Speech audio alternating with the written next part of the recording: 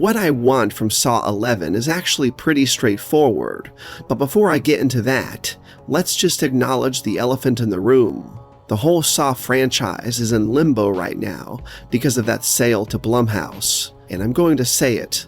God, please, don't let Blumhouse screw this up and water it down like they do everything else. We've seen what happens when Blumhouse takes on certain horror properties, and while they're capable of some hits, their approach to tone, pacing, and production often strips away the grit, the intensity, and the razor-sharp edge that made these franchises great in the first place. Saw is not a glossy, PG-13 jump scare factory. Saw is cruel, claustrophobic, and unapologetically brutal. If Blumhouse gets its hands on this and treats it like another generic, mass-market horror flick, we're going to lose the essence of what made the series stand out in the first place.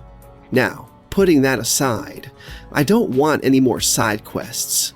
No more jigsaw situations where we're following some random new apprentice we've never heard of, playing out events in a corner of the timeline that nobody asked for. And I definitely don't want another Spiral, a police procedural masquerading as a Saw film, led by a character who feels completely disconnected from the rest of the franchise. Those side stories might work for an anthology, but for Saw, they just feel like distractions from the main game. And no more midquel, please. Saw X was fine for what it was, but let's be real. It was another movie wedged into the existing timeline like an awkward puzzle piece, trying to squeeze in extra story beats between films we already know. At this point, that kind of storytelling just clogs the timeline. We don't need more padding in the middle, we need progression. We need closure. So here's what I want. Either give me a direct sequel to Saw 7, Saw the Final Chapter, or don't bother making Saw 11 at all. Pick up exactly where we left off. Give me the return of Dr. Gordon, now fully entrenched in John Kramer's legacy, whether he likes it or not. Bring back Mark Hoffman. Imagine the psychological state he'd be in after being left there to rot.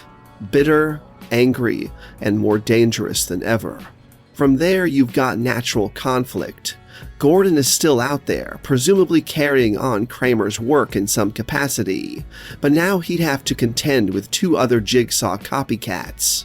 Logan Nelson from Jigsaw, who operated with a bizarrely polished, almost surgical approach, and Detective William Schenck from Spiral, who was more reckless and amateurish, but still a dangerous wild card. 3 active players in the same deadly game, all claiming to carry out John Kramer's legacy, but each doing it in wildly different ways. That's where the drama is. It's not in another random victim group or another disconnected story. It's in watching these forces collide. Gordon, the original survivor turned reluctant successor. Hoffman, the vicious enforcer with a personal vendetta. Logan, the methodical planner with his own warped sense of justice. And Schenck, the unstable loose cannon who thinks he's clever enough to outplay them all. Throw them into the same story, and you've got a Saw movie with real stakes, real tension, and actual continuity. Because that's the thing. Saw fans are loyal. We followed the timeline through every twist and every reveal. What we want now isn't another spin-off. We want the payoff.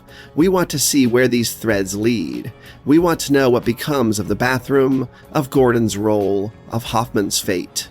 We want resolution to the original saga before you go off experimenting with side projects. So yeah, that's what I want from Saw 11. No more side quests. No more awkward mid-quests. Give me a direct sequel to Saw 7 that ties the surviving players together, raises the stakes, and actually moves the story forward. Or give me nothing at all.